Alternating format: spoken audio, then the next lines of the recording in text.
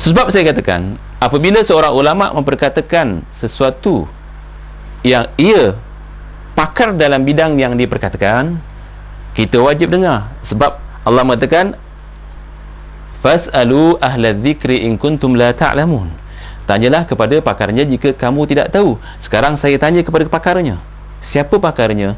Inilah 4 orang yang saya dapati kitabnya tersimpan di dalam maktabah saya. Jadi kitab kecil ini membongkar tentang maudhu'nya hadis yang orang mengatakan Rejab bulan Allah, Sya'ban bulan Rasulullah, Ramadan bulan ummah. Kemudian di bulan Rejab, di malam Khamis pertama bulan Rejab, ya, masuk bulan Khamis. Yang tadi kita perkatakan awal Rejab, masuk saja bulan Rejab, tak kira malam apa, dia beribadah khusus. Ini tunggu hari Khamis yang pertama, dia ada ibadah khusus. Yang mana ibadah ini saya jelaskan hadisnya maudhu'. Jadi jangan buat itu tuan-tuan, sebab kalau buat hadis yang maudhu' sama seperti buat satu bid'ah. Sebab maudhu' artinya bohong. Maudhu' palsu.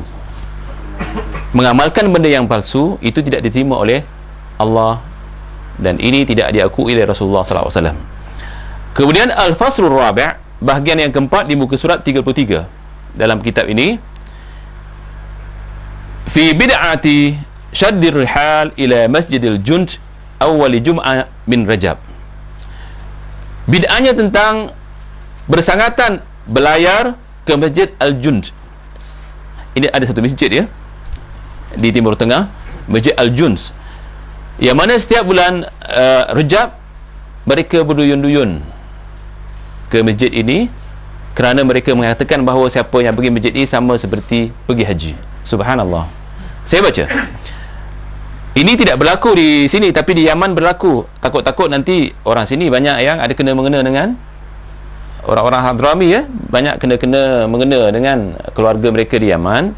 Minta maaf kepada mereka yang daripada Hadramaut. Di sini, wa minal bid'ah asyani'ah allati yartakibuha kathirun minal awam wa sajja'ahum alal istimrar 'alaiha ma yusammuna bihajjil masakin. Termasuk bid'ah yang keji, yang dahsyat, yang dilakukan oleh kebanyakan orang awam di sini maksudnya orang jahil. Wasajja'ahum, dan mereka ini diberi semangat oleh ulama-ulama yang asagir. Mungkin malam ini istilah asagir baru tuan-tuan dengar, ya. Istilah asagir memang jarang digunakan oleh ulama kita. Dalam kitab Az-Zuhud yang ditulis oleh Ibnul Mubarak, ada satu hadis diriwayatkan oleh Ibnul Mubarak, min asyratis sa'ah ayyaltamisal 'ilm indal asagir. Di antara tanda-tanda akan berlakunya kiamat, orang-orang ini mengajar ataupun belajar daripada orang-orang yang asagir. Diterjemahkan di situ, diberi makna oleh Ibn Mubarak, asagir itu ahlul bidah. Ahlul bidah, asagir ahlul bidah. Tahu ahlul bidah? Ulama yang mengamalkan bid'ah, itu dinamakan ahlul bidah. Jadi orang-orang ahlul bidah memberi semangat terus menerus supaya mereka pergi ke Masjid Al-Jund, kerana dinamakan apa dia? Ma yusammunaha bihajjil masakin, yang dinamakan haji bagi orang-orang miskin. Haji di dua bagi dia. Satu orang kaya hajinya di Mekah, satu orang miskin hajinya di Masjid Al-Jund. Ini adalah perbuatan yang mungkar. Kenapa wahwa syaddur rihalihim ila Masjidil Jund, Masjid Mu'az bin Jabal?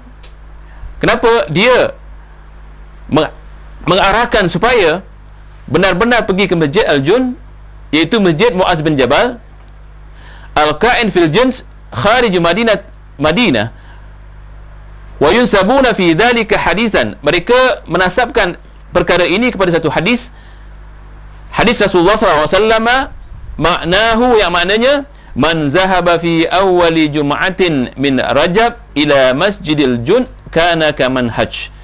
Siapa yang pergi di awal Jumaat, di awal Rajab ke Masjid Al-Jund, maka sama seperti kerjakan haji. Hadis ini batil. hadza hadisun batilun wa haddatha anil munkarat allati tahaddatha fi dhalika al-yawm la haraja min al-ikhtilat ar-rijal bin nisa. Hadis ini adalah hadis mungkar, hadis ini adalah hadis yang batil, dan ini dikatakan oleh orang-orang yang suka membuat kebatilan. Jadi tuan-tuan, ini tidak berlaku di negeri kita. Jadi kita tinggalkan bab ini, tapi ditakuti satu masa ya, sebab orang Singapura suka rehlah. Tahu rehlah? Tidak. Dia suka ziarah ataupun suka melancong. Takut-takut besok ada duit melancong ke tempat ini, Majlis Junz, kerana nak dapat haji kecil ataupun haji bagi orang miskin. Perbuatan seperti ini saya katakan kepada antum, kalau berlaku satu masa antum sudah dapat maklumat, ini adalah bid'ah yang mungkarah, dan hadisnya hadis batil. Kemudian al-faslul khamis, bahagian kelima, fima warada fi fadli lailatun nisbu min Rajab. Apa yang warid tentang fadilat malam nisfu Rajab. Tahu malam nisfu Rajab?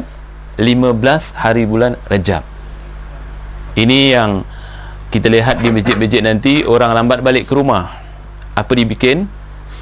Setelah mereka baca tahlilan, mereka beribadah dengan ibadah-ibadah tertentu, mungkin balik lepas subuh mereka. Ada sebahagian orang seperti itu, disambung dengan qiyamul lail, kemudian disambung dengan baca Al-Quran, disambung dengan sembahyang subuh, lepas subuh baru balik, besok dia cuti. Ambil cuti. Kadang-kadang yang dasar ambil cuti bukan betul, dia pergi ambil MC, sedangkan dia sihat. Puncanya malam dia beribadah.